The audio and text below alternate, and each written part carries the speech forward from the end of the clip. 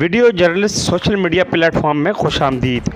आज का ज़बरदस्त टॉपिक जो आप सुन रहे हैं पाक आर्मी इंडिया तनाज़ा है।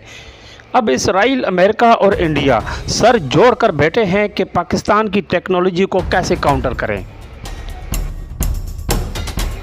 दोस्तों, इसराइल का मंसूबा ये भी था कि पाकिस्तान को भारत के ज़रिए ख़त्म कर दें और बाकी ममालिक पर उसने खुद हमला कर दिया था ताकि एक साथ ही मुसलमानों का काम तमाम कर दें।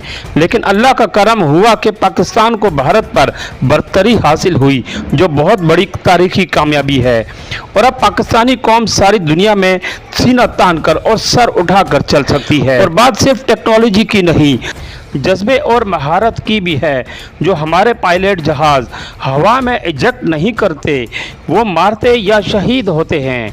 तीसरा कोई ऑप्शन उनके जहन में नहीं होता। जो हदफ को हिट करके फायरिंग को डॉज करते हुए वापस पहुंच जाते हैं। ये हैरानकुन लम्हा था कि पाकिस्तान ने इंडिया की बिजली बंद कर दी थी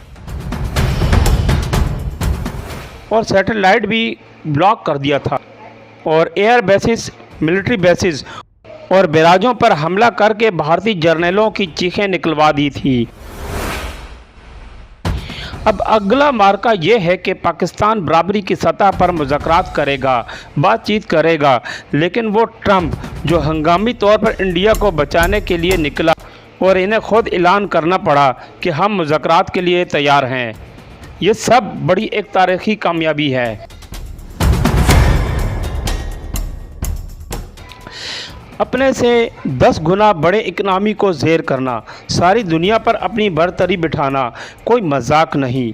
हम पूरी कौम पाक आर्मी और पाक फ़िज़ाइया की सलाहियतों को खिराज तहसीन पेश करते हैं।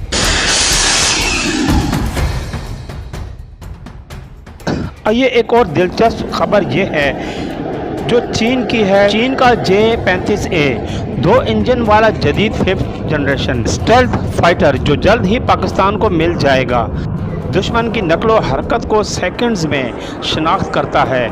जदीद जावियादार साख्त जो रेडार में नज़र ना आने दे तमाम डेटा पायलट को एक हमवार एयरफेस में पेश करता है। ये ज़मीन और समंदर दोनों पर दुश्मन को हैरान करने वाला खामोश शिकारी है।